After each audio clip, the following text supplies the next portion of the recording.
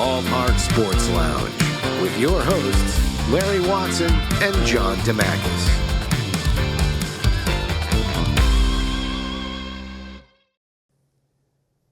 Welcome to BallPark Sports Lounge for our second episode. I'm Larry Watson. And I'm John DeMakis. And John, right off the shot, I'm going to put you on the spot right away. I'm going to be your fairy godfather. Okay. I'm going to make you a world-class athlete. Oh, how nice. Okay. I'm going to put you as a professional football player. Okay. Playing at the highest level in the game of your life. Okay. Got it. All right. Would you, if they would name a play after you? Now, spoiler alert, you do great. Well, that's always nice. Okay. Yeah.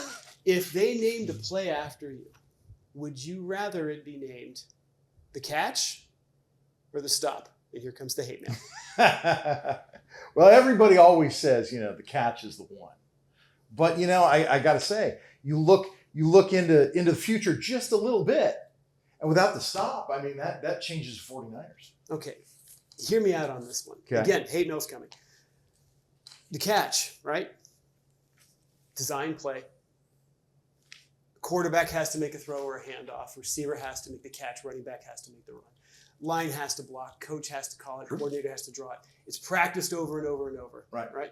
You look at the famous plays in NFL history. Most of them are named after offensive plays. Yeah. Holy roller, immaculate reception, the drive, the catch two. I don't know of any that are named for defense. That's true. Except the stop. Yes. Right. And there's a kicker. Okay. Defense wins championships. Absolutely. Offense makes the cover of Sports Illustrated. Offense makes ESPN. Defense wins championships. Absolutely. Okay. I'm with you. Well, we're going to meet today the creator, owner, author, and illustrator of the Stop, Dan Bunz. Stick with us.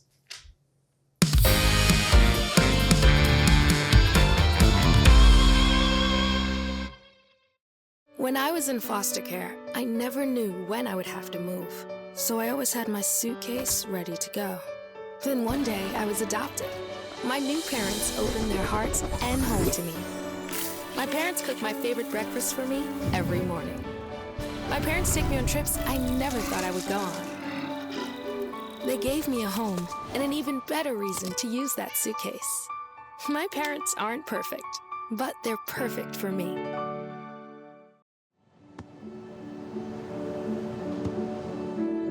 I don't remember how it started. Go to that. Our back and forth. It always came back. Dad! You probably don't remember what you told me, That was perfect. but I heard every word.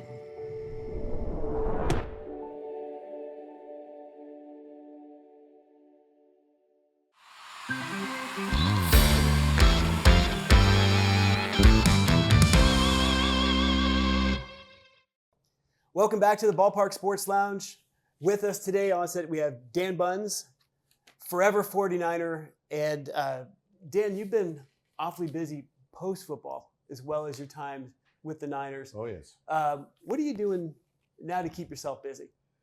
Well, I retired from education after 30 years, and that was very interesting. And I think I retired at the right time. Things are changing in the field. And I got a ranch in between Lincoln and Auburn. We grow lavender. And so you think, I'm going to retire. I'll have a lot of free time. Oh, I'm working harder now. Sometimes chasing kids around is easier than weeding and pulling and trimming and cutting and maintaining the ranch, fixing sprinklers. So it's a different world. And what took you from the football field to the lavender field?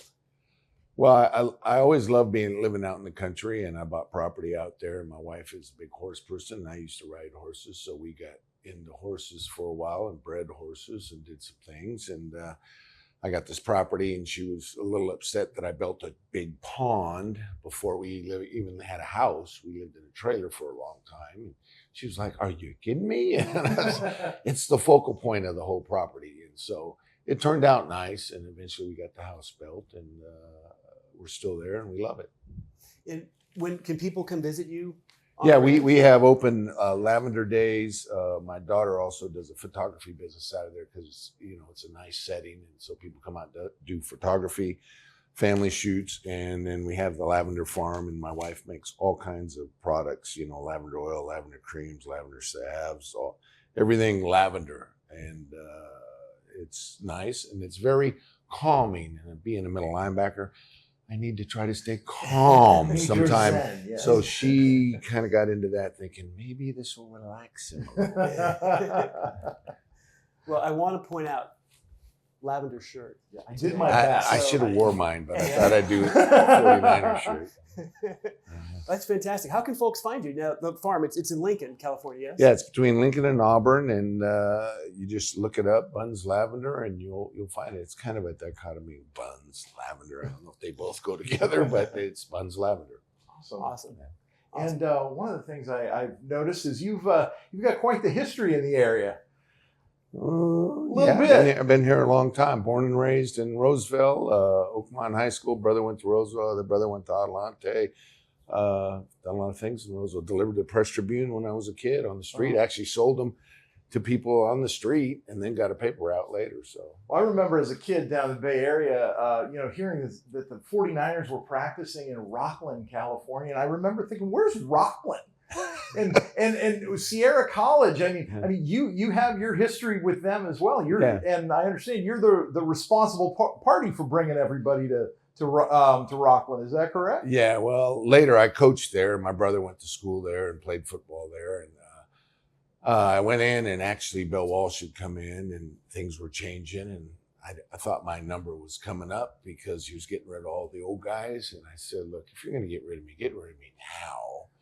And he goes, "Well, we got to go somewhere else to train. We're probably going to go to San Jose." I said, "San Jose is terrible. You got to bus to it. It's a hard field. Sierra College is trying to get the Raiders. I train up there. They got a pool. They got everything." So the next day I was out there running, working out, and here comes John McVay and all the administrators. And, "Hey, Dan," and they're looking at everything. And so they decided to come to Sierra College. So it was exciting, except the offensive line were all my buddies, and they go, "It is 105. Bunzo, are you crazy?" Well, we're in the pits of hell. And so every time we went out to the White Front or someplace, they're like, Bunzo's buying.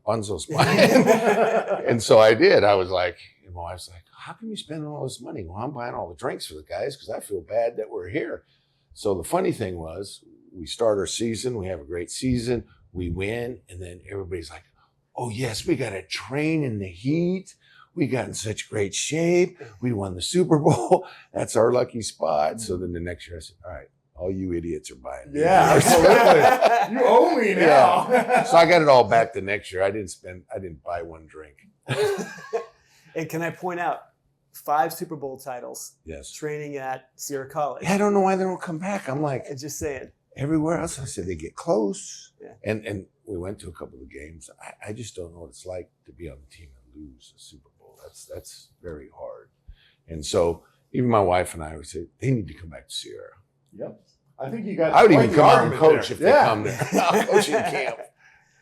So you were a first-round draft pick of the Niners. Can you tell us a little bit about what that was like in coming to the team? Was there extra pressure in training camp coming in as a number 1? Oh yeah, everybody's looking at you like, "Oh, here's the top dog." And I was shocked because coming out of Long Beach State, we weren't a powerhouse. We weren't like a USC or UCLA, and so I was excited, but I got in really great shape, and I said, I got to prove myself because everybody's going to be going, "Who is this guy from Long Beach?" So when I came into camp, I mean, I ran miles and jumped and lifted, and I hit all my goals that I wanted to hit. So when I came into camp, I was like zeroed in, and I wasn't going to take no for answer from anybody. And camp was good. We had some tough years there, and then we got Bill Walsh, and then he cut everybody and got a whole new set of teams, except for the offensive line, stayed pretty intact.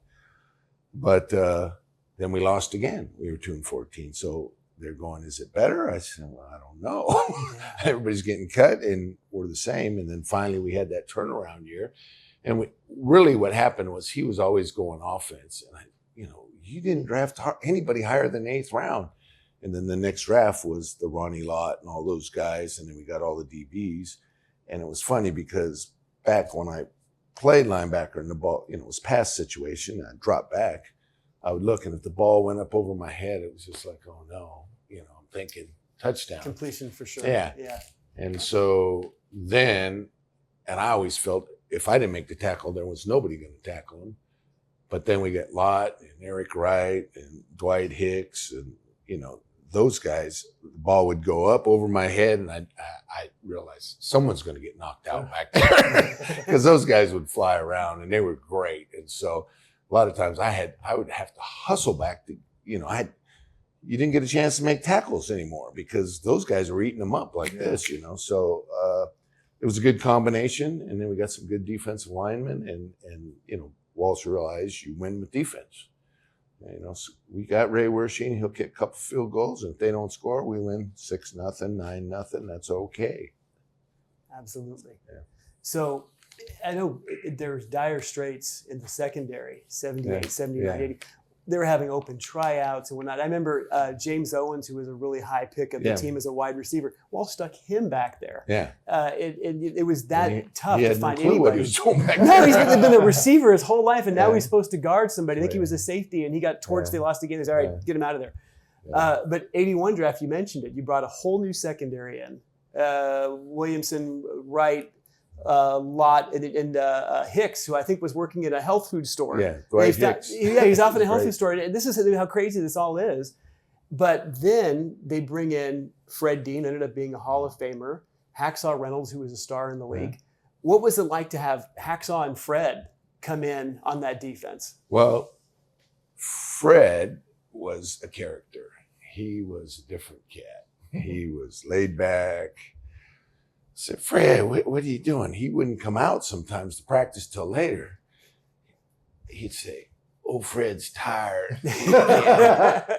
Fred got a rest, and then when he would come out, he would just turn it on. I mean, he just had this thing about him, and that's what makes teams wins. When you have different type of characters that, sometimes, where is Fred? Oh, Fred's still in the training room. He has a headache. Oh. And then he comes out. Is it pass rush? He just wanted to come out to pass rush. That's all he wanted to do. And he was good at it. I said, just let him pass rush, man. I love to see him in there. When he's in there, they were like, everybody was, there he is. He's over there. We started moving him, and then it was like chaos out there. They didn't know what to think. But no, we had a great group of guys. And when they brought in the DBs, and I say you win with defense, and Walsh finally realized that because he was offense. And even in practice, I'm like, I've never been on a team where the offense gets, 70% of the time, and we just do whatever's left, and then that changed too, because then George and them started saying, all right, we got to work these rookies. So we started getting equal time, and that's when we started winning. Did you notice a difference just in the area between 78, 79, and 80, where, I know you mentioned before, the home fans were booing, which is ridiculous. I always was raised, you don't boo your home team. Yeah. Then here's 81, where everybody and their sister say, oh, I've been a fan since 1946. And what do you say as a player that was there through the tough years? And you got the guy, I've been coming out to Candlestick forever. For you guys, was it like, oh, well, thanks? Or did you say, hey, where were you? 78, 79. No, I question some guys because, if they're going to say that, I'm like, really? I looked in the stands. There might have been 20, not even that. It was just dotted. It was empty. And then we started winning, and you couldn't get in. It was like chaos. You had to fight for tickets. People were hawking them outside for big money, and I was like, wow, it's night and day. Winning and losing, it's night and day. So all of a sudden, all the fans show up, and like you said, I've been a fan forever. Well, where were you 2 years ago? But and my brother, which was great, my oldest brother, and he's the one that got me to go to college and taught me to train and challenged my brother Ben. And he was the biggest 49 fan ever. And when I made that tackle, he about flipped out of the stadium over the side. He was hanging on the rail. Good thing he's strong. He pulled himself back up because when I made the play, he was like, oh my God. And he goes, bro, you're on all 4 of those hits. You're like, I said, that's what I do. Well, we're going to get into the stop in just a moment. We're going to take a small break. Stick with us.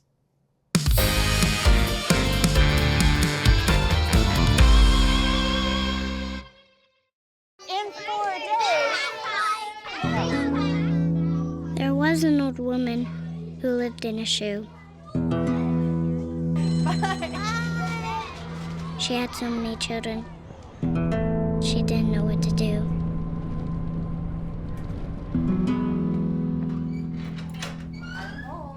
Did you have a good day at school? She gave them some broth without any bread. There you go.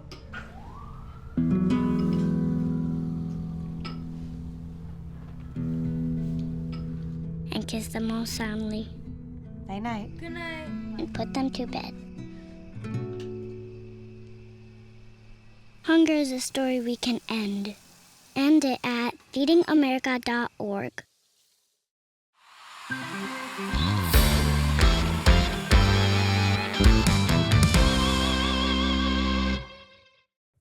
Welcome back to BallPark Sports Lounge. We're here with Dan Bunz, the San Francisco 49ers. And another thing I wanted to ask you about was you had quite the restaurant here in the area for a while. Can you tell us a little bit about that? Well, Roseville needed a good place to go that would be decent food, basic food, burgers, wings, good salads, a salad bar.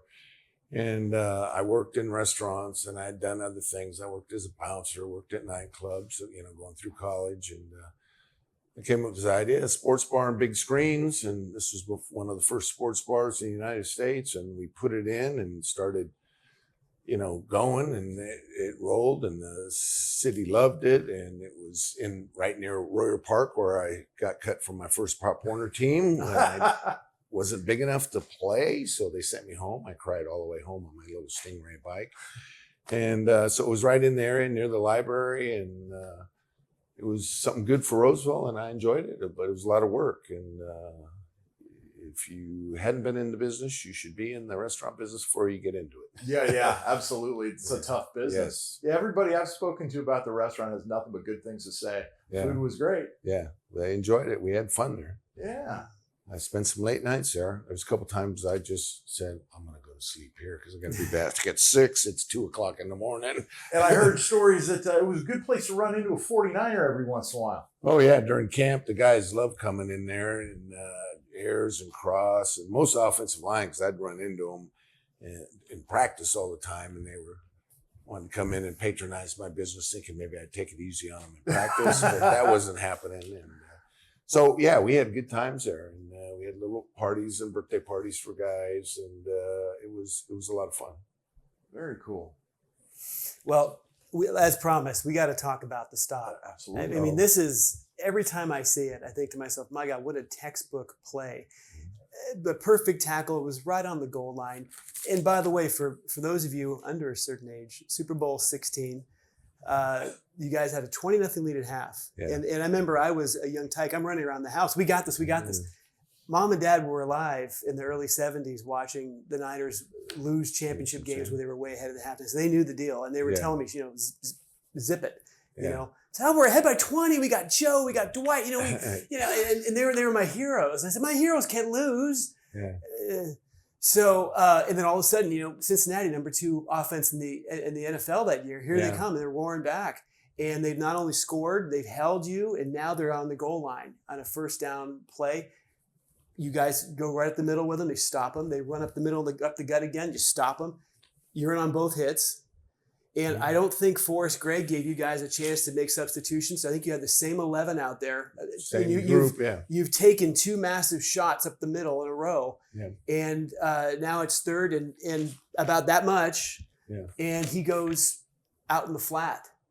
And it's mano a mano. It was one of the coolest things ever. We all wanted to be Dan Bunz in the schoolyard the next day and make that perfect hit. And not just that, it was done in such a way where if he falls forward, he scores. Yeah. So you still could have done everything right, and they would have gotten their 6 points. Can you take us through not just that play, but the first couple when you guys are back down and it's first down at the goal line? Well, the first couple were lead plays, and as a backer and watching, I used to watch so much film that you would get a tendency for what the back would do. Usually they get down, they try to look one way, and every once in a while they glance where they're going.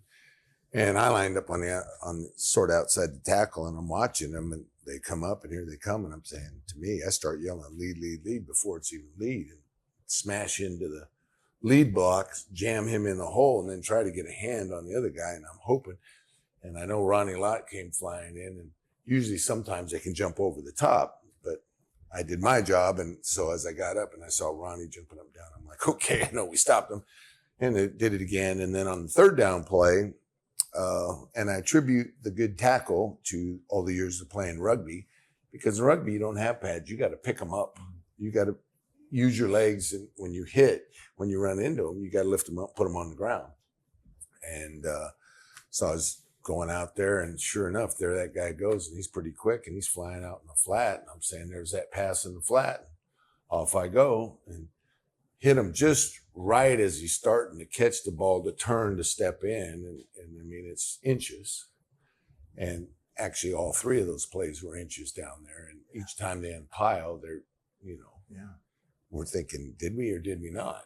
And the last play where I hit head on head, and I'm sitting there and I'm looking and I'm going, well, the goal line's right here by my waist. You're in the pile and you're at the bottom because you hit the first lead block, and you're going, okay, if he didn't jump over the top, we stopped him. And so you unroll and get up. Yeah. And, I saw Ronnie Lott jumping him down like a maniac. So the minute I rolled over, I said, okay, we did it.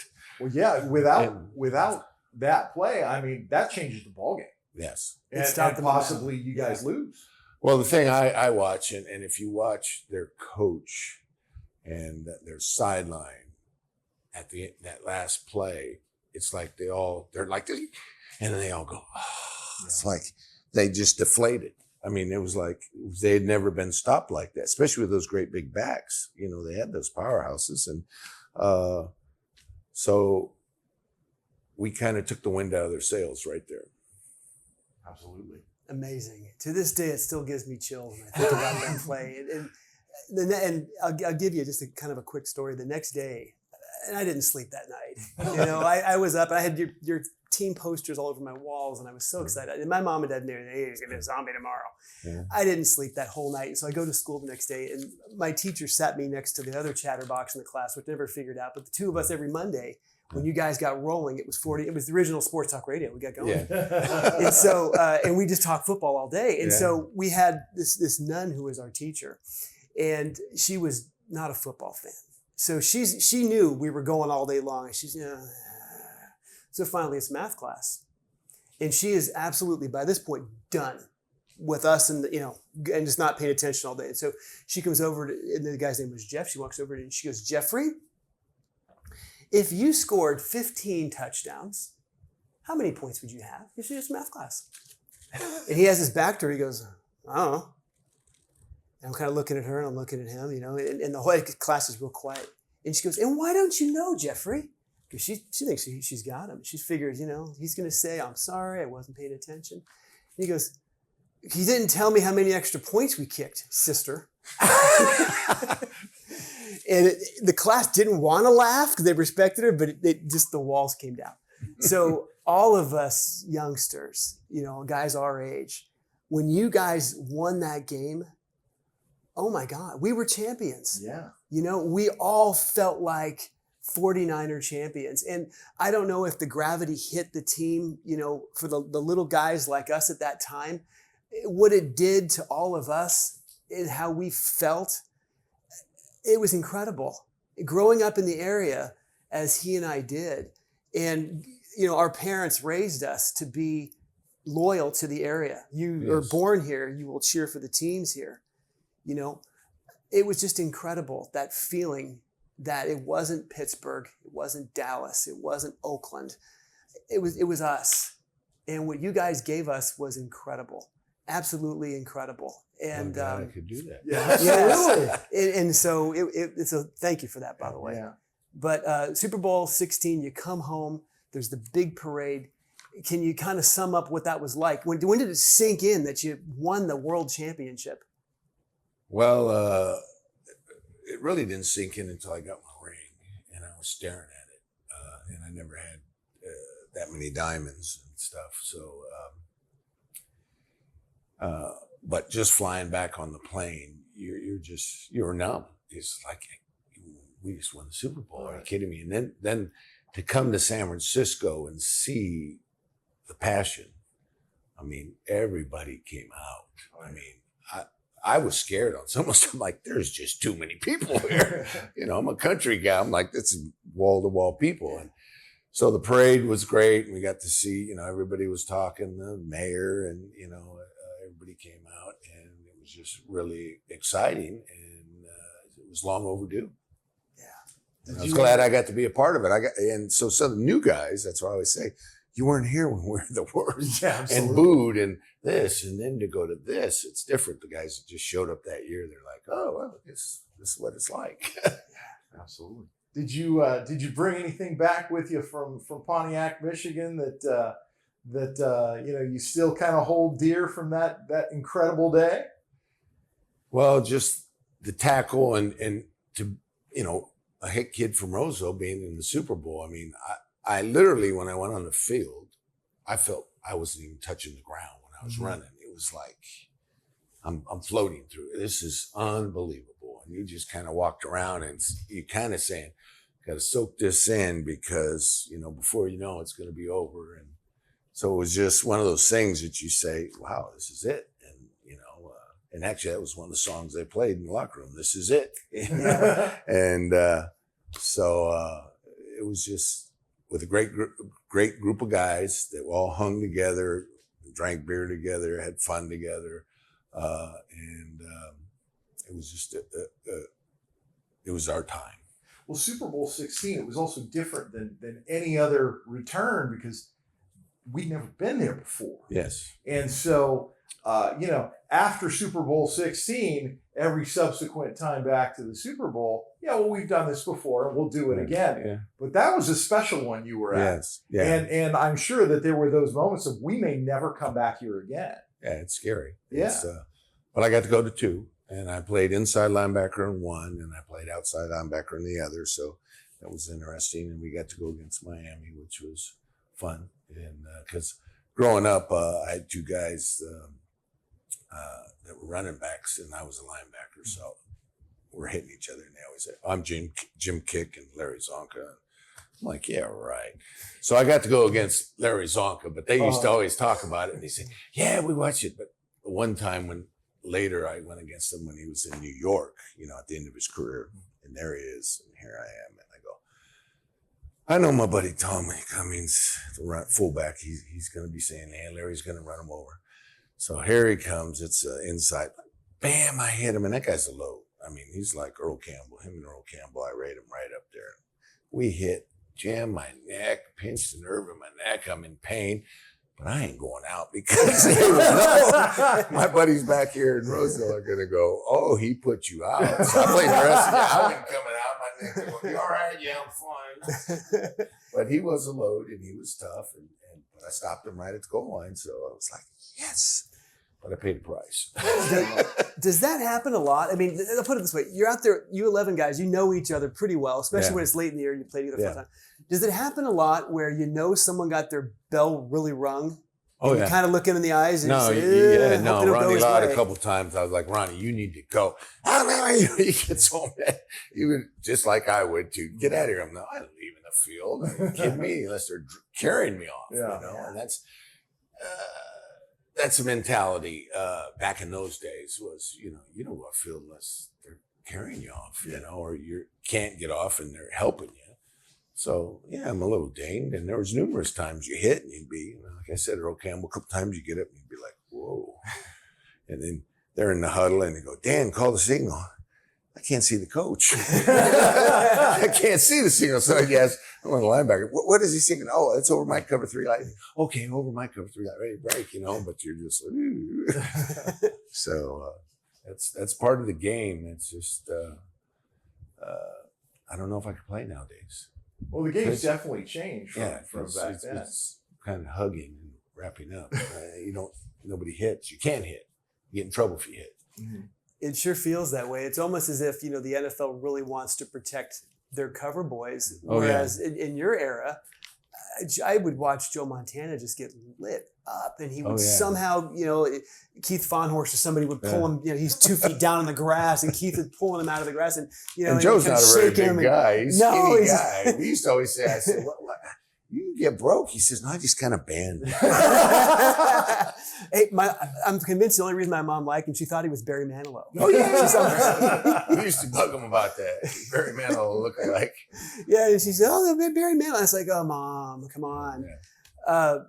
Before we get too much further, I really want to talk about Bill Walsh, if that's okay. Bill Walsh, and people have called him an innovator. I mean, he was a GM. He was a coach. He did all these different things. For you were there you saw 2 coaches before Walsh came in and a different GM, Joe Thomas. So you saw guys kind of fumble around a little bit, then they bring in this guy Walsh. Yeah. What was it like during the transition, and what was it like working for Bill Walsh? That's a tough one. Because Bill Walsh, I saw him get rid of guys, and some guys are really good. If it wasn't his pick, and my buddy Russ, who played for Detroit Rams, and he's been a scout and agent, and he's done everything. And he says, dude, head coach comes in, I don't care how good you are, you're gone. If you end up staying a little bit, that's a blessing, because they want their own people. It's like you don't buy a company. You come in and you clean house and you get your people in there. He was an innovator. I loved going against his offense. I would do all the dummy defense all the time. And him and I kind of had words a few times. So me being a joker, I thought, well, how do I get this guy? So I would come in early because I would get to the facility super early, and I get treatment and steam and sauna and do everything because I lived in a boat or a trailer out in the harbor. And so long story short, I would go into his office upstairs because no one was there, and I would see all the plays are running that day. And he'd have his whole offense scripted. He scripted everything real good. So I would watch all the stuff, and I'd always do the dummy stuff because it gave you more reps. And the more reps, the better you get. Sure. So I'd line up, and they'd come out in this weird formation. I said, "Oh, that's that counter G or whatever," and bam, I'd blow it up. Oh, you didn't read that play. He said, that guy went this way. I said, that was a terrible fake. He didn't even fake the ball that good. And then I'd do about 3 in a row, and he'd be losing his mind because these are his plays. Yeah. And I'm blowing him up. Yeah. But it was just, and he would do things to me, and I'd do things to him. And so that was a little cat and mouse thing there. So he would joke with the players. Oh yeah, he always would joke to the players. Yeah. He would try to pull pranks because he played semi-pro with my old coaches from college, and they used to prank him a lot. They thought Bill was messing with me because they pranked him so much. You know how it is. That's what makes the team, gives you some fun, and instead of smashing into everybody all day, somebody takes a guy's jock strap and puts a little heat in it. And you put it on, you're outside, they're running around, and all of a sudden they're going, oh. And you see the guy sprinting for Never seen him run so fast before. Yeah. And everybody's going there laughing because they don't know what's happening. And coach would get mad.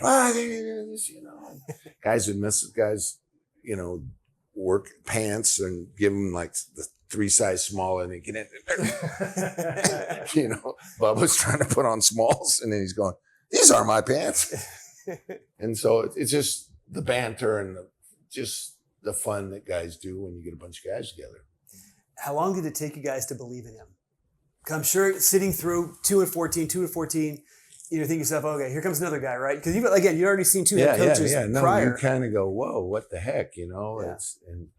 And at that point, a lot of guys were going, this is worse because he's cutting everybody and bringing all these people in. And he brought in some people that sometimes, you don't get a lot of pub when they come in for a week and then they're gone, or 2 weeks. And what are they bringing this guy in for? He's terrible. And this guy, don't worry, he'll be all right. And so it does take time. And but his offense, because I've gone against, it's like Walter Payton, was great, but it was Walter right, Walter left, Walter on screen pass, boring. Boring. It's the poor guy. If he would have been in Bill Walsh's system, he would have been really phenomenal because that guy could do everything. And So yeah, Walsh would come out with some stuff, and it just made our defense better. So I love going against them because you'd see stuff you don't normally see, and it really make you think. You go from trips to a base defense, from a base defense to, people are moving everywhere, and so you're like this. You're having to read everything, and on the field, you got to make those changes right now. You're slanting them this way. Now you're in cover 2. Now you go to cover 3, and boom, and then the play goes. And now you got to know, what are we doing? And so that's what I liked about the game. That's why I like cone signals, and I like being a middle linebacker, because you made all the changes, and it was like a chess match. If they come out in this and they go there, we got to slant the line now, and you got to go from man coverage to basic cover 3 and things like that. So it's that's what I loved about the game, and the violence. Was there one thing that we don't get sitting at home watching it on TV? Is there a lot of trash talking down in the field? I know the Dallas and the 49ers, I'd heard about the stories with Joe and Too Tall, and the there are some banter back and guys that forth. will say stuff, but on the field, to me, people would talk. I'd tell them they were number 1, and I would like, okay, let's see what happens on the next play, because really, talk is cheap. It's just, let's see what happens. And it's the score and hitting people. And guys do every once in a while. And I've had some cheap shots where they get on you and they slide up and punch in the chin, or, try to gouge you or something. And then that's when you start to lose it, when they're cheap shotting you later, or hit you at the end of the whistle, then you have a few vernaculars for them and get in their face. And then I'm keeping my eye on you. And then there's been a couple times where like tight end or something cheap shotted me. So I'm waiting, and play's almost over, and they're starting to blow the whistle, and I see him, and I turn, and I just light them up, and they're already stopped. And they're like, hey, I'm going to throw it. No, I was slipping. You try to talk your way out of it. But, that doesn't happen a whole lot. There's only a couple times I went after a guy like that because they cheap shot me. And I'm like, okay, I'll remember that. I'll get you. There's somewhere on the field when you're not looking that, you get a chance. One of the moments I have to bring up, because I talked about what it was like for us as youngsters when you won that first Super Bowl and how amazing that was. 83, you're in the NFC title game in Washington. And they had this incredible comeback. Teams down by 21 points. Joe brings them back to tie it in the last quarter. It's now 21 apiece. Yeah. You end up losing. On what I feel, and in all of Walsh's books, he brings it up, it was really taken from you. There were just some phantom calls to let the Redskins get down the field and win the game by a field goal. So you don't go to the Super Bowl that year. Yeah. I know I wasn't the only 13-year-old in tears that day, because I thought it was really taken from you. I was in tears. Well, I don't blame you. It was really horrible. But that having been said, did that inspire the 84 team to be better than a referee's call, to say, we're not going to let the referees take it from us this time.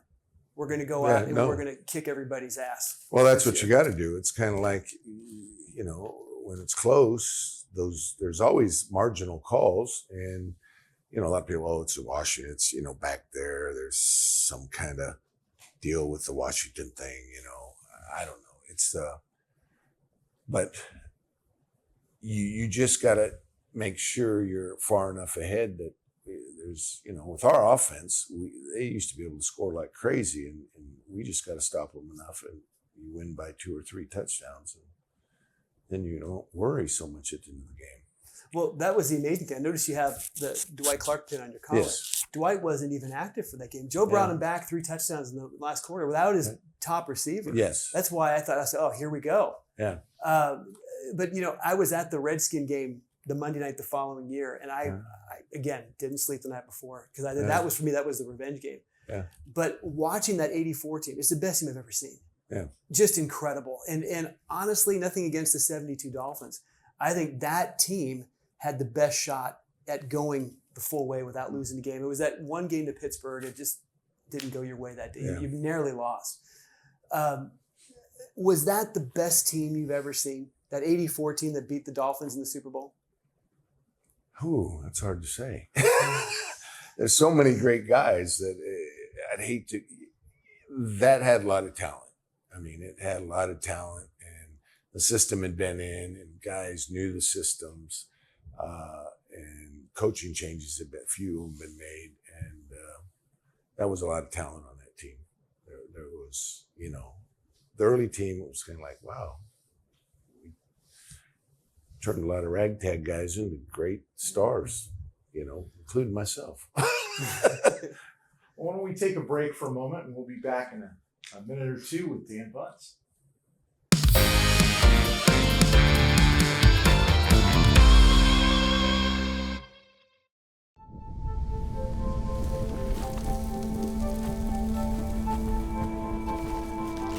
Eva Marie smoked 12,000 packs of cigarettes over 15 years. She quit, and now there's a new lung cancer screening that could save her life. You stopped smoking. Now start screening. No matter how much you smoked, early detection could save you. Talk to your doctor or learn more at savedbythescan.org. When I was growing up, my mom was extremely tidy. We were trained to put things back where we got them from. One day, when I walked into my mom's house, I felt like I walked to someone else's house. There was stuff everywhere. And just growing up the way I grew up, and to see this transition was very alarming. When Sean talked to me, it was a wake-up call, and that's when I went to the doctor.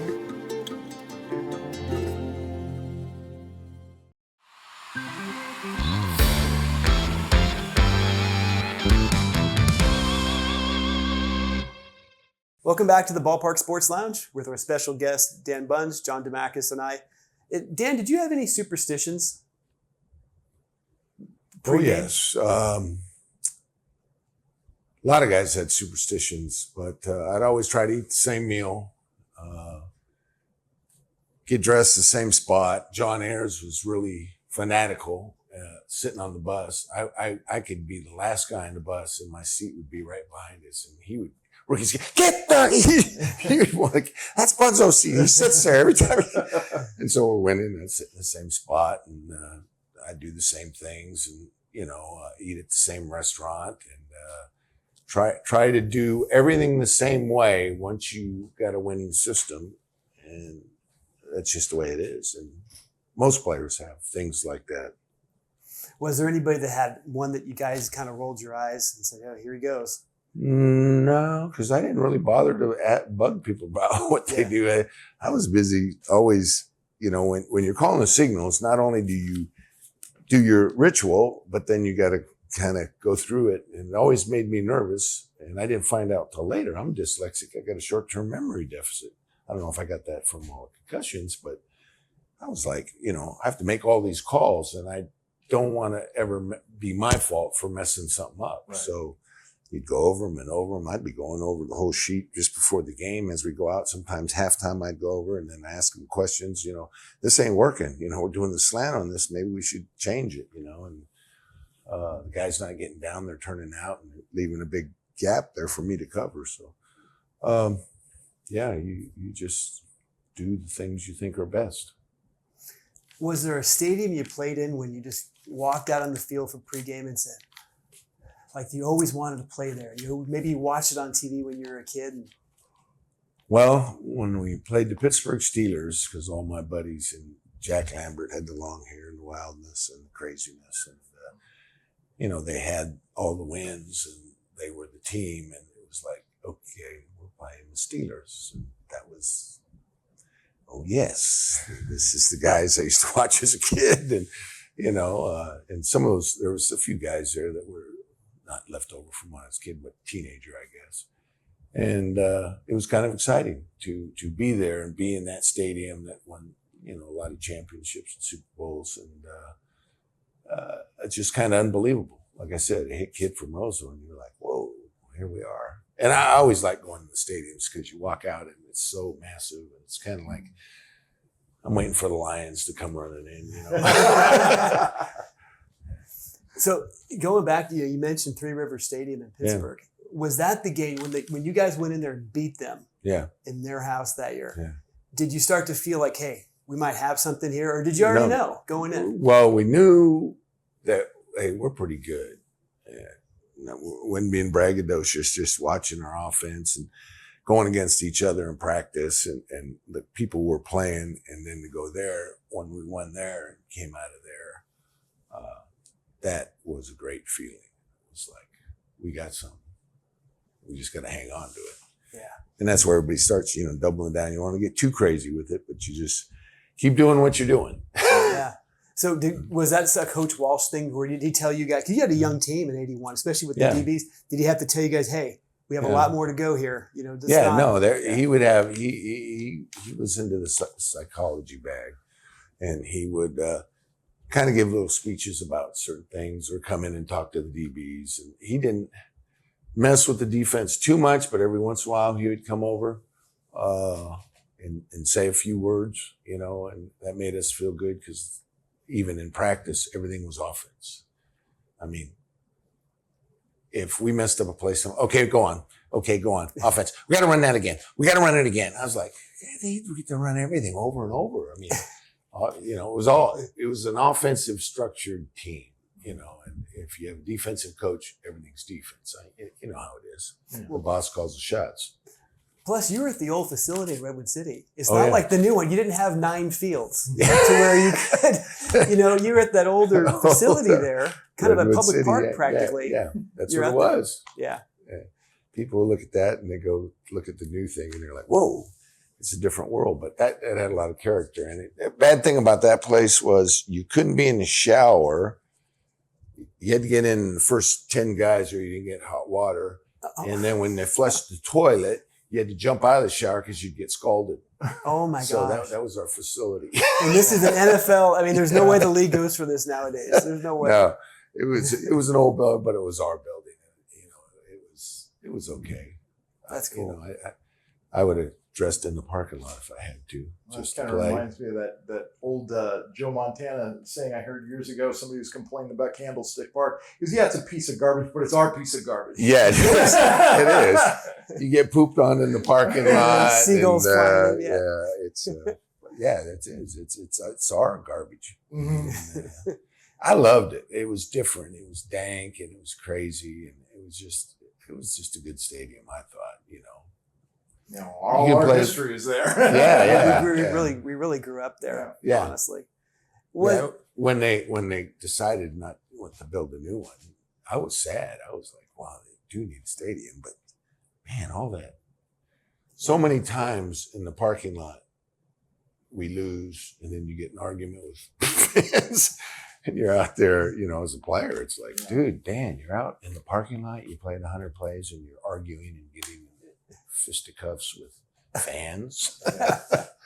Well, that's right, because you guys had to drive through the parking lot to leave. To get out. Right? That's right. And then we always had a motorhome or somebody there that drove in, and so I'd always go out and meet some guys that I played high school or college, and we'd sit around and tell war stories. Why can't you guys win? Oh, don't even go there. Drown your sorrows. So you're saying that the ticket requests were a little higher after 81. Oh, yeah. Everybody is your buddy after, the team starts winning. Hey, yeah, nothing like winning. I mean, it's funny. You go somewhere. I used to go to this place called the Vans up in the hills. Belmont. Yeah. Everybody started going there after a while, but I would just go there originally when I met this guy, Loring, and it was just nice and quiet. And you can go in there and have a drink, and he would just berate you. You're actually going to have a drink after that performance? I'm like, Loring, don't say anything. I want to kill you. Yeah, easy. And he always had the rankings, the standings. Standings, and we had our little placard thing up there. He'd bend it up and smash it in the corner. Don't do that. Please don't do that. But it was a really good place to eat, Italian place. And then when we started winning, you start saying, well, if you guys want, you can come there. So a lot of guys, especially the offensive line, would go there, and he would buy us every game we won. One year he said, I'll buy you dinner, because he said, I probably have to buy one or two. He was giving us a bad time. And that was the year we started winning everything. He says, oh, man. I said, your place is so crowded and so busy. I've never seen it so busy in the last 5 years. Yeah. And so he made bank, but he always bought us a dinner. That's cool. Every time we won. So that was nice. So became the spot. You mentioned a couple times the offensive line doing things. Did guys hang out together with their position players? Like, did you and Keena hang out, or was it like the linebackers hang out together, or the offensive line hangs out together? Usually after practice, somebody would say, we're going to Harry's or we're going to here and meet. But the offensive line, I don't know, they kind of adopted me. And so a lot of times, hey, we're going, okay, I'm coming. And John and I got along, and we, you're trying to kill my neck, Bunz. So can you take it easy, So we'd sit and share beers, and it was usually the offensive line. There was a couple of defensive guys, but mostly offensive line guys. Was there a player during your time that you really looked forward to playing against? Was there somebody that you really maybe admired from afar and said, I don't necessarily want to hit him, but, I'd like to hit him? Well, Larry Zonka was the one I wanted to hit. Sure. Because my buddies, he'd kill you. Are you kidding me? And then the other one was Earl Campbell. And Earl Campbell came out the same year I did, and he was number one, very first pick. And that guy was a load.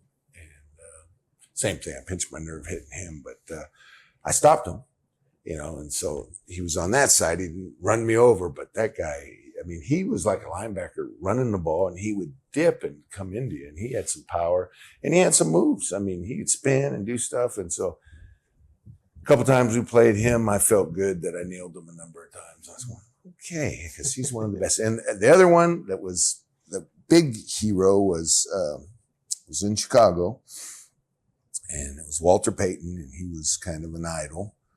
And guy had the moves, had the quickness, but he wasn't very big, but he was strong as heck. He had some power. And so early in my career, I can't remember, first or second year, I hit him and got knocked back, and I had the picture somewhere. The ball's flying away from him, and they go, Walter, you don't normally fumble. What happened? He says, I haven't been hit that hard in a long time. So I was like, yes. In the paper, I was like, here's, to me, one of the best running backs ever. And I jacked him up. And it was good. But there was sometimes he gave me the 1 foot dash and gone. It's like, where'd he go? He was good. You look back at some of the names from the era when you played, guys like Alzado or Matuzak or something like that. Do you ever have any run-ins with them? No, I'm smarter than that. No, honestly, Matuzak, I did the movie North Dallas 40, and he was on that. And he was a character, and him and I got in a little argument there, the Niners, because we weren't doing that good back then. Oh.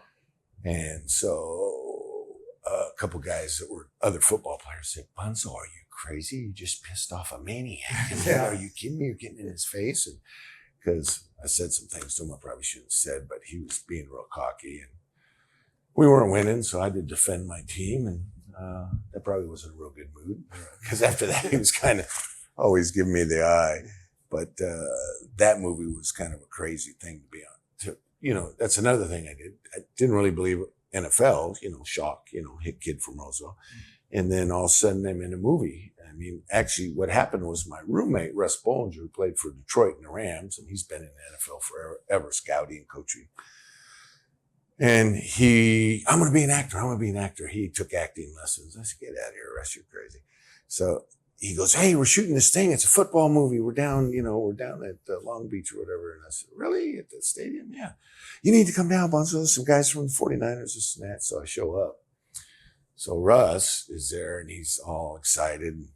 I come on, and I had my long hair, and it's a little bit out of sorts, hungover, had a bad day, and talking to some of the guys and throwing football around. All of a sudden, this director comes up, dead caught chicken. He's going, oh, what's your name? I said, Dan Bunz. He shakes my hand. He goes, and he starts doing this. I'm like, what the heck? And so all of a sudden, he asked me if I wanted to be in a movie. I said, sure. You want to be in this movie? Yeah. I said, yeah. And so long story short, they signed me up. So I fill all this paperwork out. And he goes, come the next day.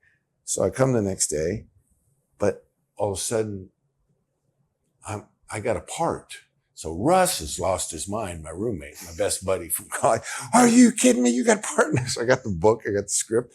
And then they bring a trailer, and they write my name, Dan Bunz. I got a trailer. Yeah. You got a trailer. So I'm going, we have a break. You shoot all night.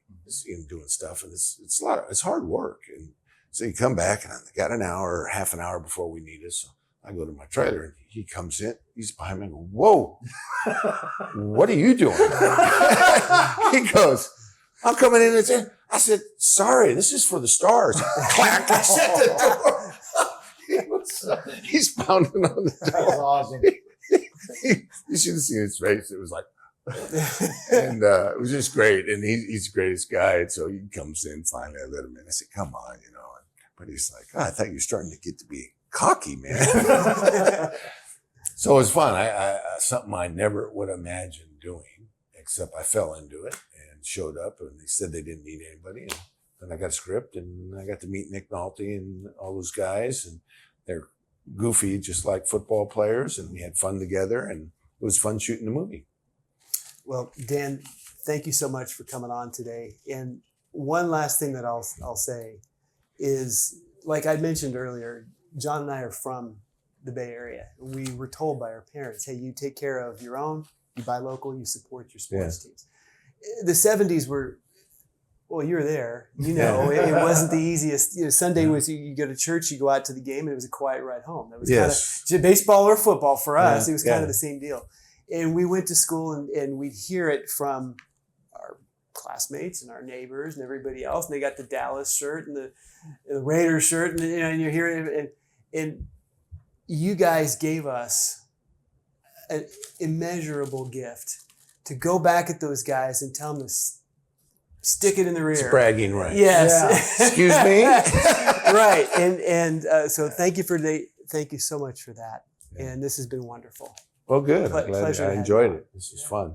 Thank you. Appreciate you coming out and just all that great information about your time is priceless. Really appreciate it.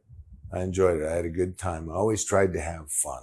Anything I did got me in some trouble sometimes. Well, yeah, that does happen. Well, till next time, folks. Thank you so much for watching. From BallPark Sports Lounge, I'm Larry Watson. I'm John DeMakis. And that's Dan Bunz. And Bunz. Take care.